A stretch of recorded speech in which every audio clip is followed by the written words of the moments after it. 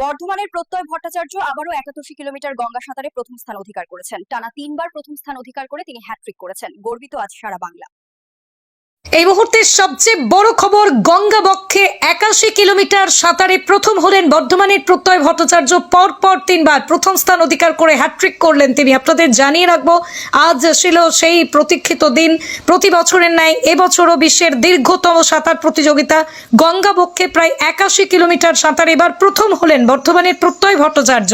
পরপর 3বার প্রথম স্থান অধিকার করে হ্যাট্রিক করলেন তিনি। এই মুহূর্তের সবচেয়ে বড় খবর জানিয়ে রাখবো, একেবারে খুশির খবর। পরপর 3বার জয়ী হয়ে এবারও হ্যাট্রিক করলেন প্রত্যয় ভট্টাচার্য।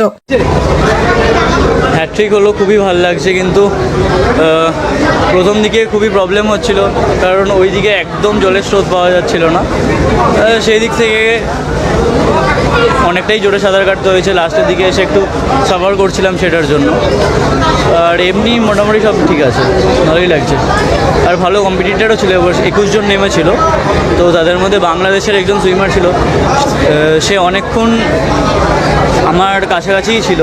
তো ওই দিকে একটা সুবিধা হয়েছে যে এটা কম্পিটিশন পেয়েছি, এটা পেজ দেওয়ার জন্য একজনকে পেয়েছি। আমাদের এখানে তো এই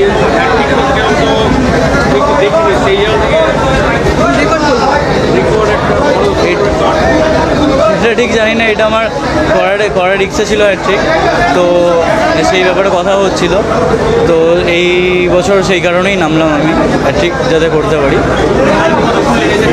টাইম আমি এখনও অ্যানাউন্স করিনি, সম্ভবত 10 ঘন্টা 56 মিনিট মতন লেগেছে। 10 ঘন্টা রেকর্ড সরকারের কাছে বার্তা, বড় একটা রেকর্ড। হ্যাঁ, যদি সরকার আমাকে ইংলিশ চ্যানেলের জন্য নেক্সট ইয়ার স্পন্সর করে তাহলে সেটা খুবই ভালো হয়। আর এছাড়া আর কিছু নেই। ঠিক।